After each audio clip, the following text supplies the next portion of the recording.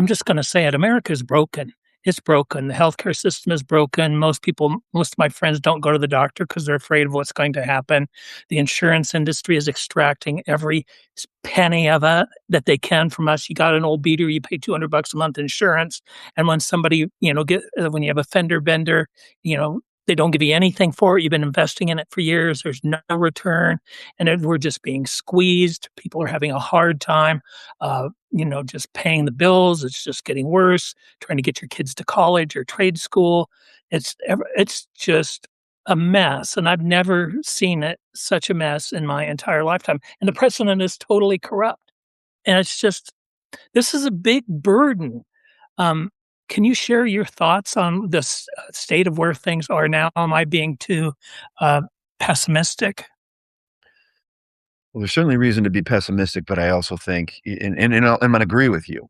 But there's also reason to have real genuine optimism. Yes, as I've been traveling the state, the thing that I've heard by far the most, it doesn't matter urban areas or rural areas, that Iowans are hurting, they're struggling. As you talked about, the healthcare issues, people struggling, insurance companies denying people care. A story like my sister has stage 2 breast cancer. Sorry, you don't have enough cancer. We're not going to cover the PET scan.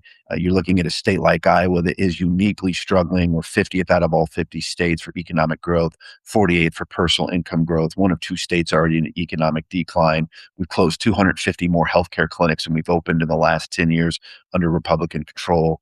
We're the only state with a growing cancer rate, second highest behind Kentucky. We've got a water quality issue. We've seen our public schools go from the gold standard down to below the middle of the pack because we're giving private schools public money. We're closing schools, hospitals, and then you add in the tariffs, which have just absolutely decimated the rural communities and our farmers. I'm calling it a farmageddon. It really is a second farm crisis.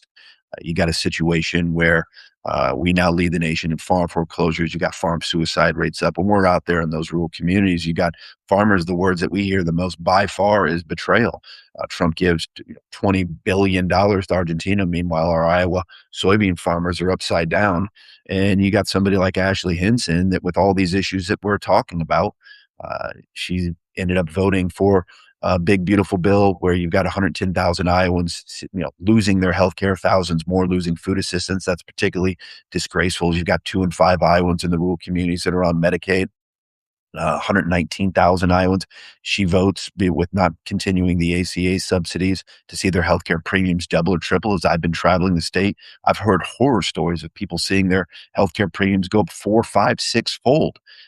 4 times she voted in favor of the tariffs, as we said, that have decimated these rural communities and our small family farms.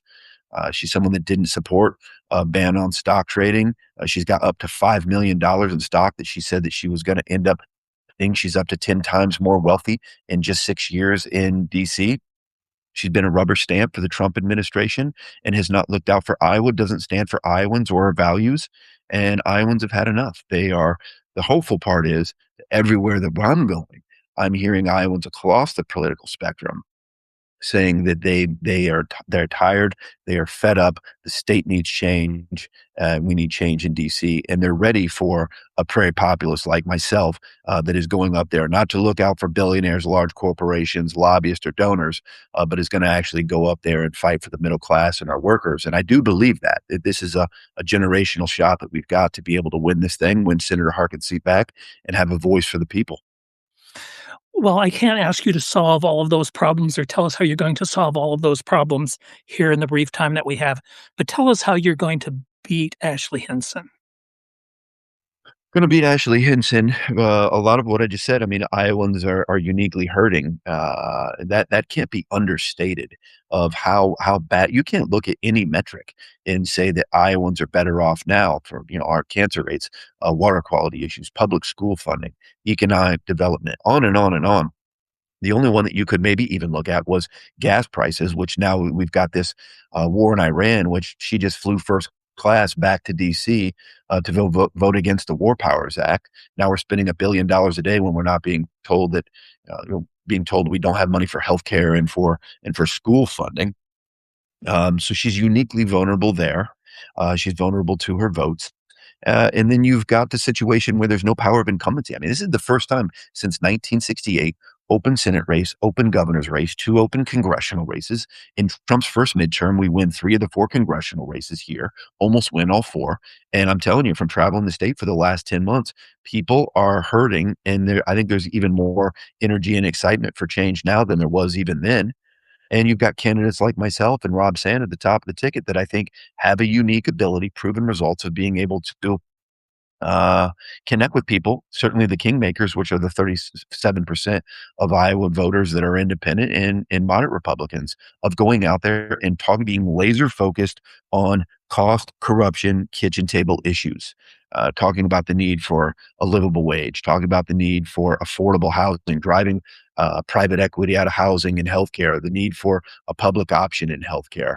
These are issues that are really resonating with people. And I know that there's something unique about my story, background, and resume coming from a working class family, a working class community of saying, look, I know Iowans, you're out there, you're hurting. I've felt that same struggle. I come from a family where we went to the Goodwill, we shared clothes, had the wrong color lunch tickets, went to the free summer lunch programs. I'm not doing this to look out for the billionaires of large corporations. I'm doing this for you, for the have nots, for the little guy, because I'm tired of seeing situations like people having to declare medical bankruptcy or divorce their spouse just to have access to basic health care. And it's time we get a fighter for the people. Well, and I had an interview yesterday with Luke Elzinga with the Iowa Food Coalition, and the SNAP cuts that Henson voted for. They're really hurting people.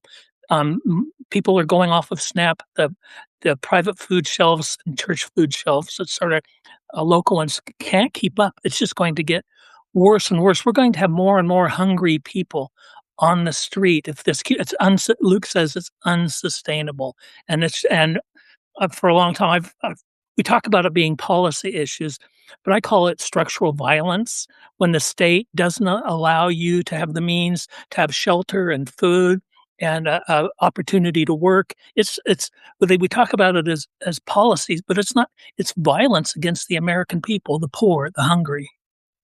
Do you agree?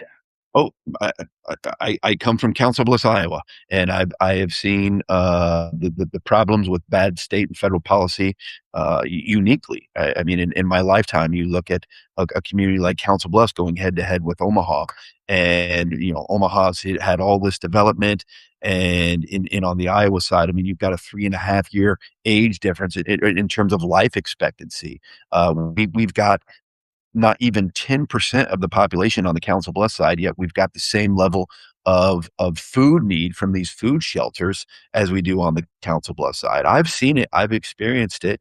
And yes, we're seeing more and more homeless. We're seeing more and more people that can't afford to keep food on the table, a roof above their head, gas in their tanks. And we've got, representatives like Ashley Hinson and all of our representatives here from Iowa that do not care. They don't care at all. They've never had to worry about making an electric bill or keeping food on the table. I've experienced it. I've felt it firsthand.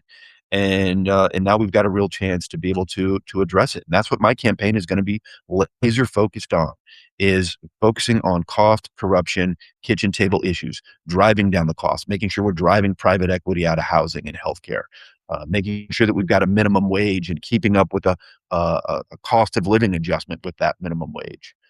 On and on. I mean, this is our real chance to be able to have a true populist in the United States Senate from Iowa. And if we can win here in Iowa, we can get back the majority, and we can actually be able to do something about all these issues, because I still believe at its best. I understand that DC is broken. I understand that the Senate has been broken, but at its best, the Senate is still the greatest vehicle for societal change. Now, I glanced at my phone as we were getting on here, and I think I saw that Rob Sand was requesting 4 debates. That might be wrong, but that's what I remember seeing. And we're getting some questions here about the debates. Have you thought about how many debates that you would like to do with Ashley Henson? I'd like to have a lot of them. We will see what she'll do. I mean, in her primary, she wasn't willing to debate at all.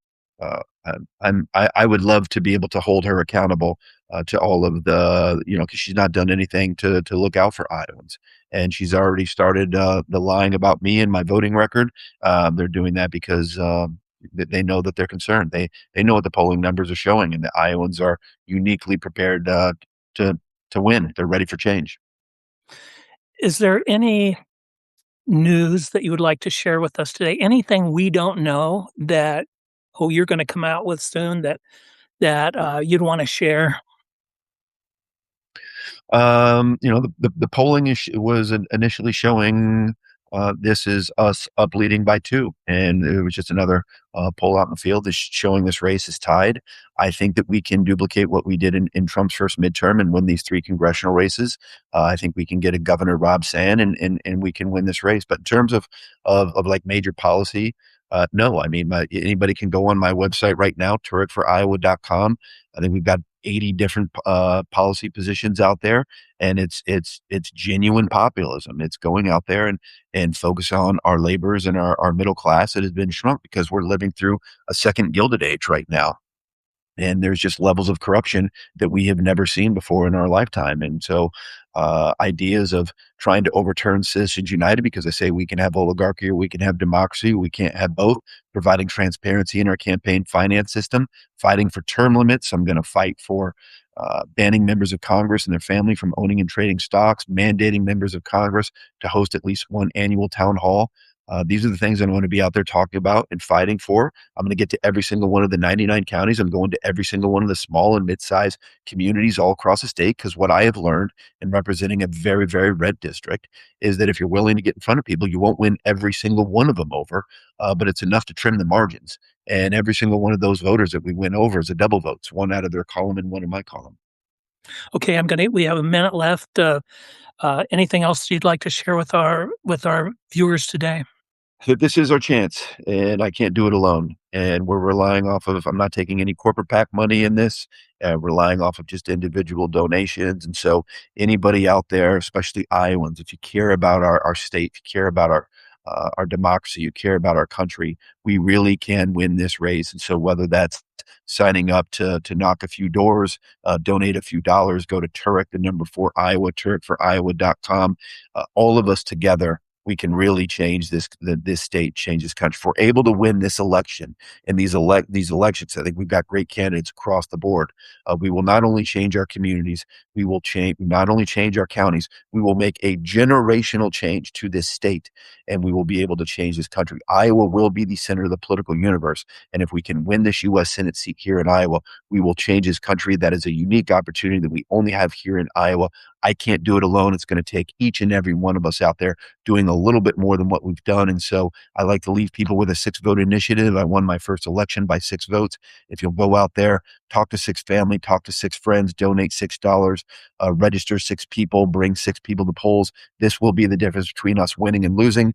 And it's an amazing opportunity for us to, have somebody like we had for 30 years here in Iowa, a true populist that's going to be out there fighting for Iowa and Iowans, fighting for workers in our middle class, not just looking out for the billionaires and the large corporations, but I can only do that with all of your help. And so I humbly ask for your support. Thank you and good luck. Thank you, my friend. Bye bye.